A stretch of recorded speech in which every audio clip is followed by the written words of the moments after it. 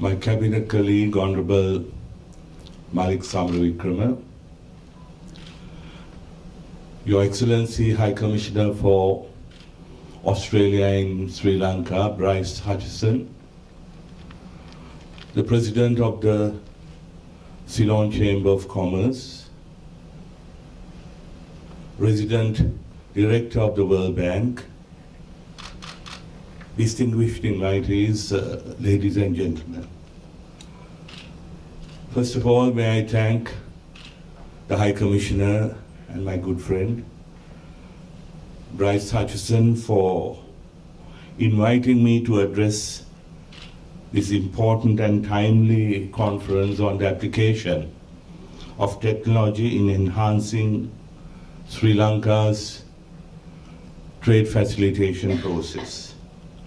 Let me also take this opportunity to thank the Australian government for sharing their success with Sri Lanka, Australia's accomplishments in utilizing modern technology in an innovative manner in economic and trade fields provide us a proven path, I must say. This conference is also timely because we aspire on repositioning Sri Lanka as a major trading economy in the Indian Ocean.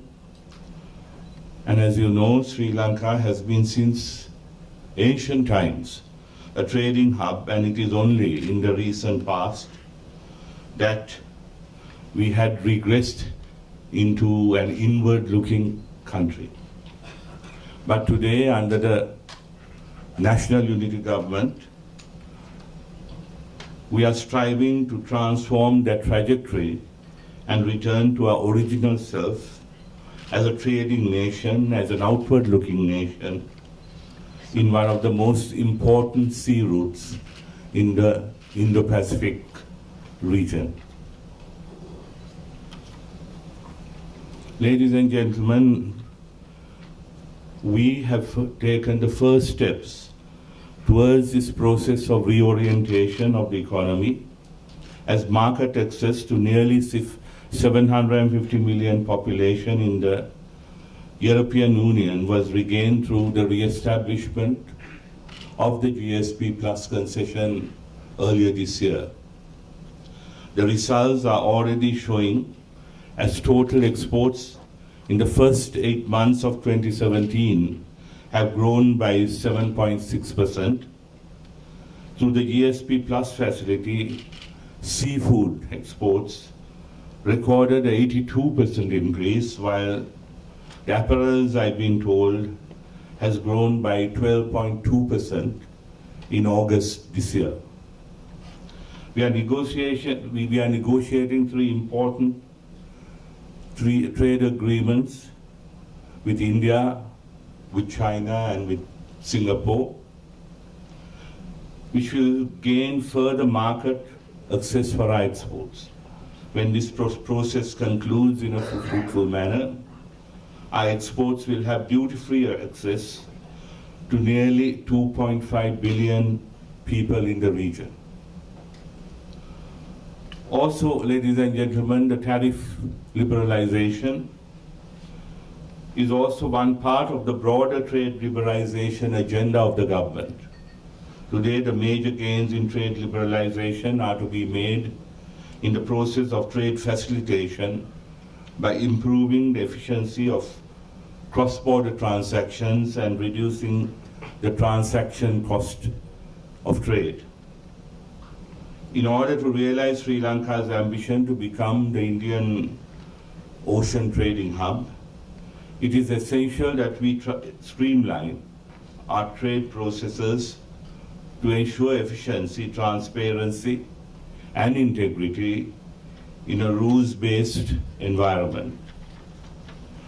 With the support of our development partners, including Australia, Sri Lanka is now in the process of implementing a national single window, which I'm sure my colleague, Minister Samaraweera, will talk about, for trade facilitation, which should enable traders to fulfill all necessary procedures under one roof. This would make Sri Lanka a truly attractive destination for efficiency-seeking, export-oriented FDIs. The future of trade facilitation is, however, in the application of modern technology. I'm happy to note that there will be extensive sessions on blockchain technology at this conference. This technology has the potential to revolutionize trade finance by drastically cutting down the time taken for transactions, reduce the cost of intermediation, whilst ensuring security and process integrity. Blockchain will no doubt disrupt traditional trade finance and can be a major boost for trade. Early movers will have a significant advantage, and I'm confident that Sri Lanka's financial sector is taking the message on board. The implications of such technology go beyond private traders and have important potential benefits for border agencies.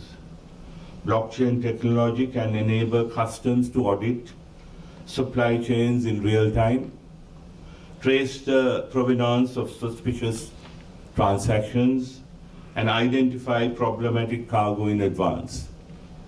The application of cutting-edge technology in our key institutions is also a major focus in my ministry, the Finance Ministry. We have this year commenced the implementation of RAMIS in the Inland Revenue Department and has already yielded good results in terms of revenue administration and collection efficiency. We will look at similar applications at the Department of Excise and Customs as well. Initial steps have been taken by enabling electronic payments at customs and automated scanning technology. And I'm very keen to see Sri Lanka's customs step up its role as a trade facilitation agency, whilst of course enabling a healthy contribution to our treasury coffers. And we are also now in the process of redrafting a new Customs Act, because at the moment we are still governed by an act which has been written in 1860. We are also taking stock of outdated and archaic legislation, as I just mentioned. The Customs Ordinance comes from 1860, and even the Excise Act, which is also another agency which comes under my ministry, was drafted in 1912. All these are being looked at to enable these institutions to effectively function in the global trading environment. Ladies and gentlemen, I was also very pleased to note that the conference includes a session dedicated to the SME trading sector. For too long, Sri Lanka's exports have been dominated by corporate giants, and we now are in the process of empowering the SME sector. In fact, it will be one of my major themes of the budget to be presented next week.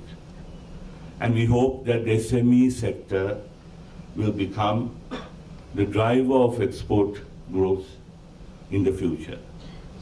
In fact, the Vision 2025 policy, which was inaugurated by the President and the Prime Minister on the 4th of September this year, envisages SMEs functioning in an enhanced digital ecosystem.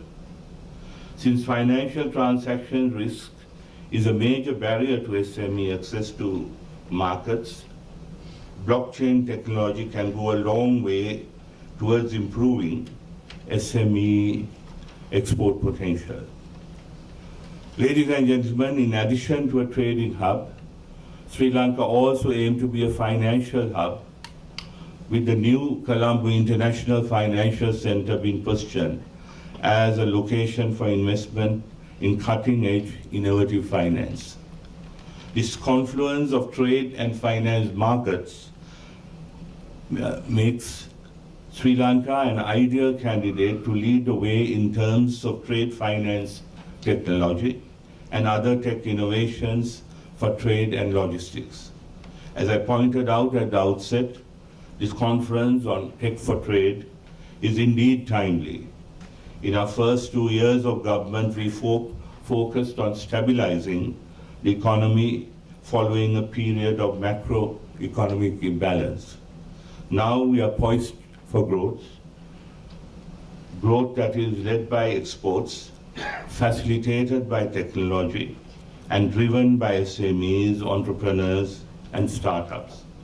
All of these elements are dealt with in this conference. So finally, and in conclusion, I would like to thank again our development partners for continuing to support Sri Lanka in an important endeavors of this nature, and I wish successful deliberations at this two-day conference. Thank you very much.